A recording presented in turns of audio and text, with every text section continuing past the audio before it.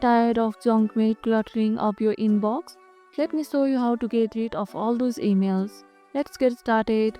First, open AOL Mail on your browser and sign in. Click on the Trust folder in the left sidebar to view all your junk mail. Select the emails you want to delete or click Select All to remove everything. On selected, click on the Delete button to remove all the junk emails from your inbox. If you want to prevent junk emails from reappearing, make sure to block the sender by clicking on the three dots next to their email and selecting Block Sender. How do you manage your junk mail? Do you use any filters? Let me know in the comments below.